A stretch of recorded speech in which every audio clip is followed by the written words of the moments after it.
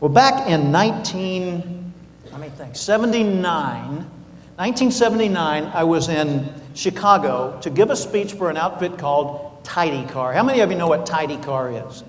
A few of you do. Cathcart is an auto detailing company. And Cathcart, back in those days, was a company which sold franchises for $1,500, a little kit. So you'd get this polishing material and this tool with which to do what they called preserve a shine. And you could go out and start your own auto detailing business. And they were selling these things like hotcakes. I mean, that was the heyday of franchising. So back in those days, lots of people were buying Cathcart franchises, and Cathcart realized they had to start training these people. So they brought in speakers like me to come and address them once every month or so around the country. Well, I was the flavor of the month for Chicago, so I showed up and I gave my speech. It was about maybe 200 or 300 people in the audience. At the end of my speech, a young guy, 19 years old, came up to me, innocent-looking face, looked like he'd never even had a dirty thought. I mean, just, you know, white hair, white eyebrows, and just this little smile on his face. His name was Tim Seward. And Tim Seward came up to me and he said, "Mr. Cathcart, could I sit with you at lunch?" And I said, "Certainly." So he sat with me, asked me 1,000 questions. At the end of lunch, he said, "One more question?" I said, "Sure. Do you have a quote or a slogan, a motto that you could give me as a daily motivator?" And I said, "Well, let me think about that."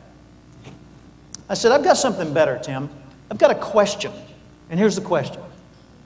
Every day, ask yourself this question as often as you can remember to ask it.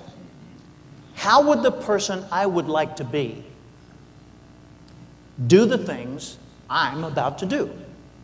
Don't think of someone else. Think of you in the future as you grow and mature and advance. How would the more refined version of you do the work you're setting out to do right this moment or during this day?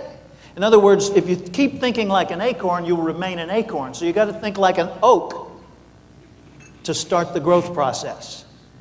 He said, "Okay, a question every day. How would the person..." I said, "Well, tell me something about the person you'd like to be."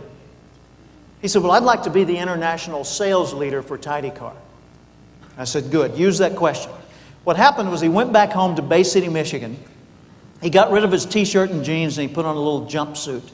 Had Tim embroidered on the pocket, Cathcart on the back.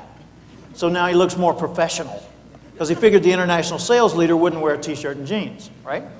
Then he started organizing his files better. Then he got a picture of a Corvette, which they were going to give to the International Award winner that year. And he put that over his bed, and he put another picture of a Corvette over his workbench so he'd see it every day. And that inspired him to think like the international sales leader. He ended up growing his business so well that he had to hire other people to work with him and ultimately had to lease a service station so he had a permanent location.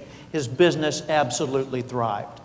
You see, we can take one simple question and just shift our perspective enough to give us profound insights that will transform the results we get.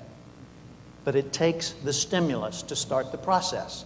And if we're seeking the stimulus and we're taking responsibility to make that happen, the process will indeed work. And I've seen it as you have, again and again and again.